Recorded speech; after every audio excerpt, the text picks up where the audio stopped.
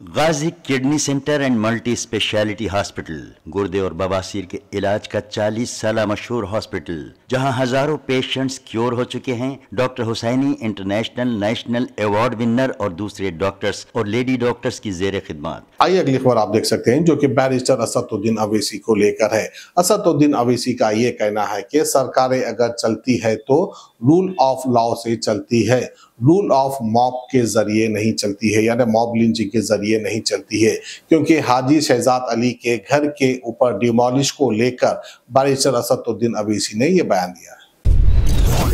बिस्मिल्लाहिर्रहमानिर्रहीम, अस्सलाम वालेकुम वरहमतुल्लाहि वबरकातुहू।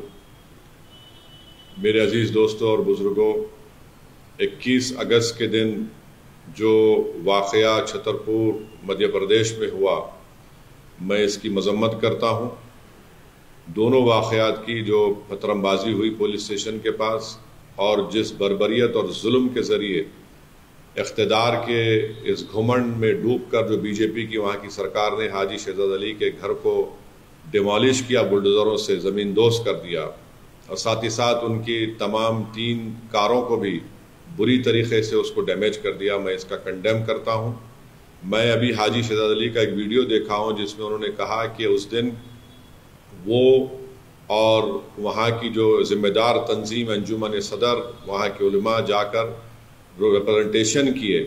किस बात का रिप्रेजेंटेशन किए कि एक मलून शख्स ने अपनी गंदी ज़बान के ज़रिए हमारे रसूल मोहम्मद सल्लल्लाहु अलैहि वसल्लम की शान में गुस्ताखी करने की कोशिश की। और जब वहाँ पर वो लोग रिप्रेजेंटेशन दे रहे थे, जिसमें additional SP, deputy collector, SDM साहब भी थे, तो पथरमबाजी शुरू हुई।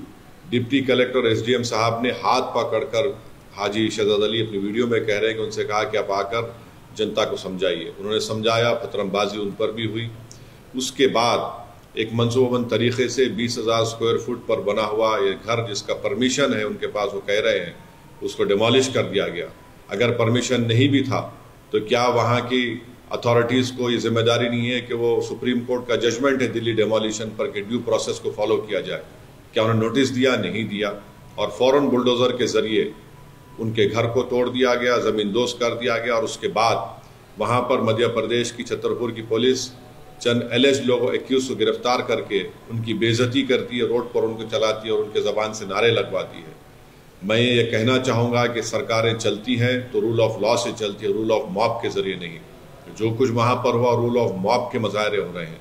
और बीजेपी की सरकार को, बीजेपी के लोगों को बताना चाह रहा हूँ मध्य प्रदेश के, कि आज इक़्तिदार और सत्ता आपके पास है, कल आपके पास नहीं रहेगी।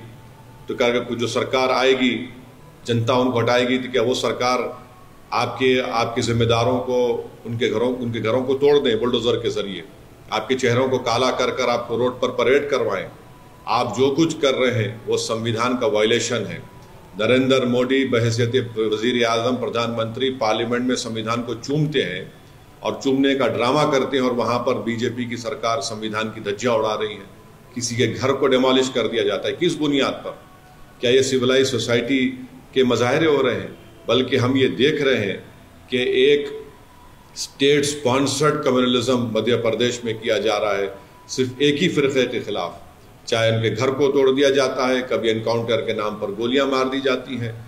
ये आखिर कब तक चलेगा? और मुझे यकीन है कि कोर्ट के पास ये मसला ज़रूर जाएगा, वहाँ के ज़िम्मेदारों ने बताया है, और कोर्ट से इंसाफ होगा। जो सरकार डिमोलिशन के ज़रिए सत्ता चलाती है, वो याद रखें, आप किसी गरीब का घर तोड़ रहे हैं, इंशाअल्लाह वक्त आएगा जब इसी अवाम अपने वोट के ज़रिए आपकी हुकूमतों का डिमोलिशन करेगी।